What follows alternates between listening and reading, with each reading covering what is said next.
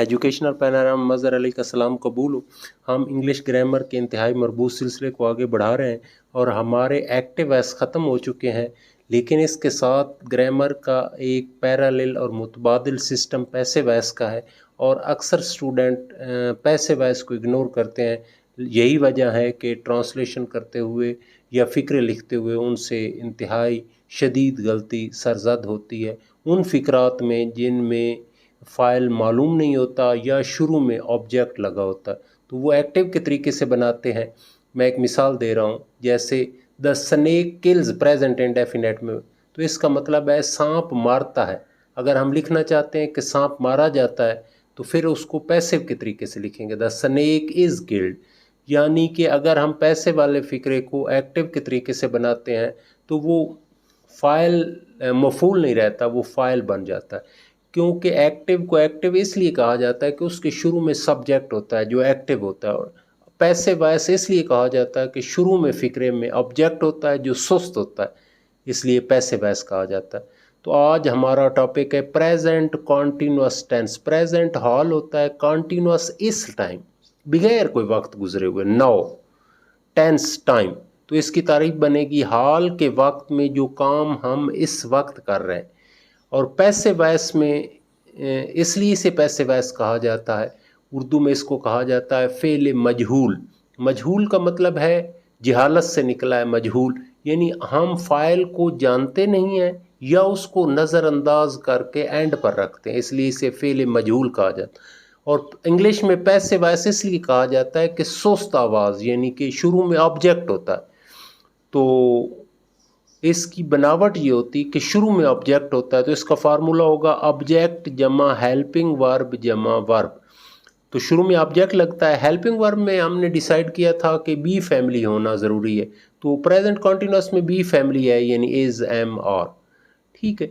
लेकिन इसमें एक नया प्रॉब्लम पैदा हो जाता है। पैसिव वॉइस में हम हमेशा तीसरी फॉर्म लगाते हैं, तो अब वो इंग कहाँ लगाएं, क्योंकि कॉन्टीन्यूअस की रूह है इंग, प्रेजेंट पार्टिसिपल, तो हम बी के साथ फिर लगा देते हैं, तो इसमें हेल्पिंग वर्ब बन जाते हैं इज़ बीइंग आर बीइंग। कोई पूछे बीइंग क्यों लगाया, तो आपने कहना है कि हमने कॉन्टीन्यूअस था इसलिए इंग बी के साथ लगा दी और फॉर्म तीसरी ही लगती।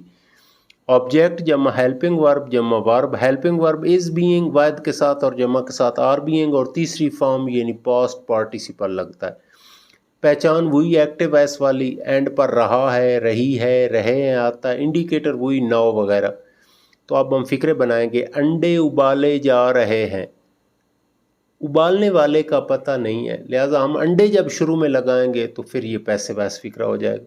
The eggs are being boiled, the eggs are being boiled. बेरोज़गारी को रोकने के लिए इकदाम किए जा रहे हैं। ऐसे फ़िक्रात में बच्चे ऑब्जेक्ट पहचानने में बहुत कंफ्यूज होते हैं। तो एक बात जहन नशीन रहे कि वर्ब हमेशा उर्दू फ़िक्रे के एंड पर होते हैं और उसी से ऑब्जेक्ट मकसद पूछें। अब एंड पर है किए जा रहे हैं, अब क्या किए जा रहे हैं इसी से पूछें, इसका ऑब्जेक्ट क्या है, मकसद क्या है, किए जा रहे हैं इकदामात, तो इकदामात ऑब्जेक्ट है। यानी ऑब्जेक्ट के बारे में आपने कभी भी कंफ्यूज नहीं होना, एंड वाले वर्ब को उठाएं और उससे पूछें, तो हमें पता चल गया कि ऑब्जेक्ट इकदामात है, तो शुरू में इकदामात लगेंगे। The steps are being taken, और ने वाले फ़िक्रे को इन्फिनेटिव कहते हैं और उसको टू से बनाया जाता है इंग्लिश में, to check on employment. The steps are being taken to check on employment. तीसरा फ़िक्रा है फाख्ता का निशाना लिया जा रहा है।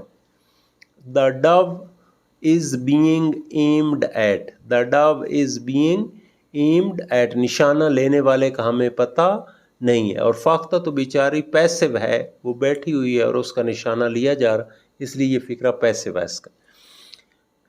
मवेशियों को चारा नहीं खिलाया जा रहा है। द कैटल, अच्छा याद रहे कि ये कलेक्टिव नाउन है और इसके साथ आर लगेगा, और हेल्पिंग वर्ब दो हूँ तो पहले के बाद नॉट लगाना है। The cattle are not being served with fodder, the cattle are not being served with fodder, full stop. चारा खिलाने वाले का पता नहीं है, और मवेशी ऑब्जेक्ट हैं, लिहाजा शुरू में लगेंगे तो पैसिव वॉइस का फ़िक्रा हो जाएगा।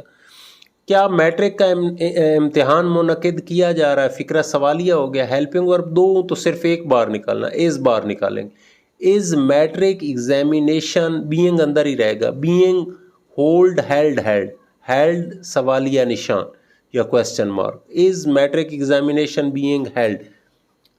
چھٹا ہے اسے خواہ مخواہ کیوں تنگ کیا جا رہا ہے. یہ WH سوالیہ ایک سمپل سوالیہ ہوتا ہے کیا میٹرک کا امتحان منعقد کیا جا رہا ہے. یہ سادہ سوالیہ کیونکہ اس کا جواب ہم یس یا نو میں دیتے.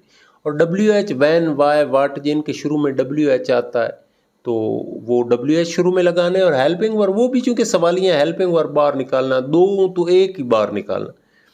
اسے خواہ مخواہ کیوں تنگ کیا جا رہا ہے. تنگ کرنے والے کا پتہ نہیں ہے. وائی از ہی از بار نکلا ہے. ہی بینگ اندر ہی رہے گا. Why is he being teased for nothing. Why is he being teased for nothing سوالیہ نشان. ساتواں فقرہ ہے یوم پاکستان کیسے منایا جا رہا ہے. یہ بھی WH سوالیہ ہے. گو اس کے شروع میں صرف H آتا ہے لیکن WH والی کیٹیگری میں. ہاؤ اور یوم پاکستان واحد ہے ہیلپنگ ورب بار نکلے گا. How is Youm Pakistan being observed. How is Youm Pakistan being observed question mark. Saeed کو مسلسل یاد کیا جا رہا ہے. Saeed is being remembered continuously. Saeed is being remembered continuously. یاد کون کر رہا ہے یہ ہمیں پتہ نہیں ہے. سعید آبجیکٹ ہے. پھر میں ایک دفعہ ریپیٹ کر دیتا ہوں. پریزنٹ کنٹینوس ٹینس اس کا فارمولا آبجیکٹ جمع ہیلپنگ ورب جمع ورب. اس میں ہیلپنگ ورب از بینگ آر بینگ ہوتا ہے اور تیسری فارم ہوتی ہے. انڈے ابالے جا رہے ہیں. دا ایگز آر بینگ بوائلڈ. بے روزگاری کو روکنے کے لیے اقدامات کیے جا رہے ہیں. The steps are being taken to check unemployment. فاختہ کا نشانہ لیا جا رہا ہے. The dove is being aimed at. مویشیوں کو چارہ نہیں کھلایا جا رہا. The cattle are not being serve with fodder. کیا میٹرک کا امتحان منعقد کیا جا رہا ہے. Is matric examination being held question mark. اسے خواہ مخواہ کیوں تنگ کیا جا رہا ہے. Why is he being teased for nothing question mark. یوم پاکستان کیسے منایا جا رہا ہے. How is Youm Pakistan being observed سوالیہ نشان. سعید کو مسلسل یاد کیا جا رہا ہے. Saeed is being remembered continuously full stop. Thanks very much.